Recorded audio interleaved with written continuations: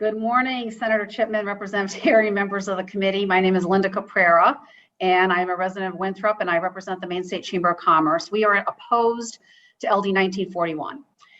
Maine Seed Capital Tax Credit Program provides a powerful economic development tool for the state by encouraging equity and near equity investments in businesses directly and through private venture capital funds. This program in particular supports small businesses, entrepreneurships, and startup companies, something which Maine prides itself on. The program encourages investors to commit capital to Maine companies that might otherwise be invested outside the state. And these investments are in some of Maine's most exciting industries, economic sectors, such as manufacturing, advanced technologies, value-added resources, etc. The Maine Seed Capital Tax Credit was identified in Maine's strategic plan as one of the key action items to promoting innovation in the state. The plan referenced for every dollar of seed capital credit, it raises $10 of private investment, and further indicated that an increase in the ceiling from 5 million to 15 million would help about 40 startups and create about 2,300 new jobs. That's a good investment for Maine. Maine was the first state in the nation to enact the seed capital tax credit, and other states have followed since our lead. But over the years, this credit has been reduced, it's been changed, and that's why we oppose LD 1941. We oppose this legislation because it reduces the capital credit from 40% to 30%. This credit was 50% back in 2014 to 2020. It was then again lowered to 40% on March of 2020. And over the years, the aggregate and annual limits have been changed numerous times. While we're pleased to see the Maine Legislature and Governor Mills approved via Public Law 2020, Chapter 616, which increased funding for the program, tripling the annual amounts from 5 million to 15 million. Unfortunately, again, last session, the ceiling was lowered from 15 million to 13.5 million. So, you get this flip-flopping. Investors need stability and predictability. Constantly changing tax incentives or credits promotes instability, and investors will more than likely be unwilling to invest where they're unsure as to what their rate of return is going to be on an ongoing basis. It does not serve Maine well if tax incentives or credits are constantly changed.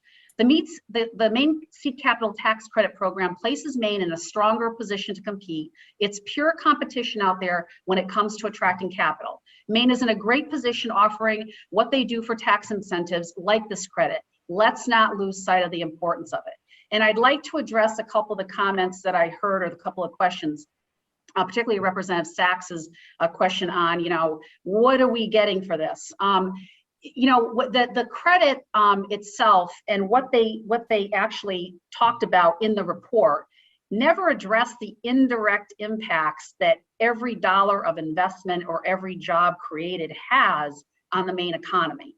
I know Maine used to have a multiplier that they used to use in the Taxation Committee years ago to determine what the potential impact would be. I'm sure Maine Revenue Services has access to that, but I would urge the committee to look beyond what the actual investment is, because you don't get the credit if you don't invest. So if you don't invest, you don't get the credit. It's very simple. It's working. It's what the credit was designed to do. Some of the items that were addressed in the report, such as the reporting requirements, what FAME is or is not doing, that can be fixed. I mean, the data requirements or the data clarifications, those can be fixed on an ongoing basis. But to lower the credit constantly, it's just not good for the state. It really isn't. It doesn't promote investment and stability that we need. So that I would address that with that answer if that works. But again, thank you for allowing me to testify, and we will be available for work session. Great, thank you for your testimony, Ms. Caprara. Good to see you. We have questions from Representative Bickford, followed by Representative Sachs. Thank you, Mr. Chair. Good morning, Ms. Caprara. Oh. My question to you is, if you can expand on, I'm looking at 2019, we had $10 million worth of investment, and that was the highest in the history of the program at the time. But 1 year later, we had nearly 30 million of investment as soon as the cap raised from 5 million to 15 million, from 20 businesses in 2019 to 46 businesses in 2020. From 6 businesses receiving first investment, from 6 to 18. Can you expound on that and tell us why it's so important to leave it as it has been designed? Well, the numbers speak for itself. I mean, the numbers speak for itself. Investment is increasing. More companies are taking advantage of it. Why would you change it? I mean, it's pretty simple. You know, it's being used. It's being utilized. And again, you don't get the benefit if you don't invest. You have to put that first step forward and put $1 of investment into the state of Maine before you get $1 of credit. Thank you. Go ahead, Representative Sachs. Thank you so much. Good morning, Ms. Caprara. Hello. Will you be submitting your testimony in written form as well? I will. I apologize for not doing that earlier, but I had juggling something here at the office, so I will definitely do that. Absolutely.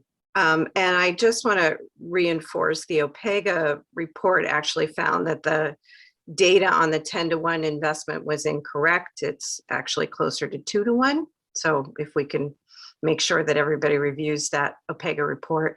Also, Julie, for the work session, I just need to clarify, I don't believe we changed the cap from 15 to 13 and a half, having been involved in those as we all were for so long. So Ms. Right. Caprara, is there a reference for that? Because I don't believe we did. I got the reference for the caps from FAME, directly from FAME, in terms of like what they did and what they didn't do. And the 10-to-1 was directly referenced in Maine's strategic plan. So that's where I got that figure from. Right. I think if you read the OPEGA report, that Right. would Okay. be Yep. bumped to that, as well as there's quite a bit of information there. You referenced that it's in the strategic plan, but there's not a lot of alignment actually between our current program and the Maine strategic plan. So again, I encourage you to read the report. Look forward to your written testimony and the work session. Absolutely. Any further questions from members of the committee? Seeing none, thank you for your testimony, Ms. Caprara.